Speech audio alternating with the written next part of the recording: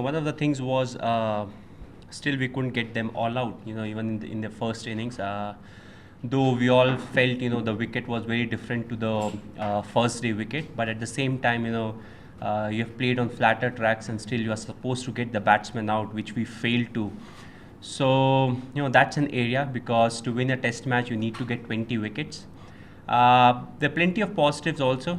I think most of the batsmen, they got off to a good start. That's definitely a big positive, which we'll need in Durban. And again, an area of worry is the over rate, because there was a situation in the game, where we were like 5.5 overs down, which means a lot, because okay, if you're bowling 120, 125 overs, maybe it doesn't matter. But if the opposition, if you get early wickets, and if you're just supposed to bowl over 50 overs, which means you have to bowl in the time allotted, it can be a big worry. So definitely we need to step up that, because we need to finish the quota of overs in the time allotted. I think the first two sessions, because the wicket was very different. As I said, the toss will be crucial over here. But winning the toss is only job half done. I think they bowled really well after that. And once they got us out, they got a good wicket to bat on, but still they needed to bat well, and that's what their openers did. They got them off to a good start, and after that the middle order really capitalized. Callis batted really well along with Amla and De Villiers. He got a quick 100 that also helped them a lot. So I think they overall they performed really well in all the three departments. There you can say there are two aspects: either you're supposed to take wickets or not let the opposition score at 5 runs and over in a test match. Of course, the condition is very different out here. It's not like in India where it's turning and the ball doesn't come on nicely, so you can have fields and still bog the batsman down, but by not letting them score at a brisk pace. But over here, what we have seen is scoring runs is quite easy. Easy in the sense, once you are set, the ball comes on nicely, and you have opportunity to score on both sides of the wickets.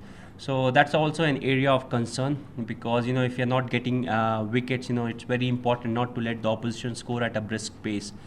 Even our scoring rate, in spite of losing wickets, was quite good. So which means it will be tough to contain batsmen. The only way out, more often than not, is to get wickets. Well, I talked about plenty of positives, and as far as the task is concerned, the first and foremost priority is to level the series, and then think about the last test match. So the next test is very important for us. We'll look to win, because if we can win the Durban test, which means with the series will be level. So that's the first thing that we need to do, rather than thinking too much ahead and thinking about winning the series. Is Zahir available for the next test? Hopefully, yes. He has been bowling for the past few days, and hopefully he should be fit by the next test. Well, often I felt it's very important to play your natural game, and the condition out here were quite supportive. The ball was coming on nicely. There was not much seam movement or swing from the bowler side, which meant you can freely play your shots, because okay, when you get in, you are under a bit of pressure, and that's the time when you want to see off the initial 10, 15 or 20 odd deliveries. But after that, it's very important to try and put the pressure back onto the bowlers, because some of the wickets out here, they will really be in favor of the bowler, and if you fail to capitalize on the loose deliveries, what may happen is even after batting for 1.5 hours, you may just be stuck with 20 odd runs on the board. So it's very important to score runs, as well as be good at selecting the short options.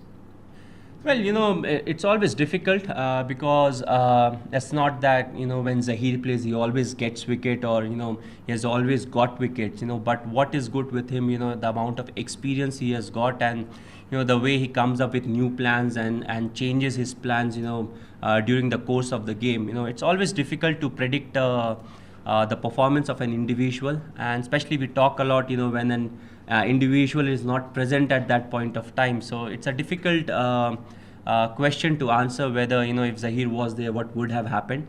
What we need to see is in the next game he will be there, and if he can really make something happen on the field, because that's an important question. So I think we are hoping that everything will go our way in the next test match, hopefully.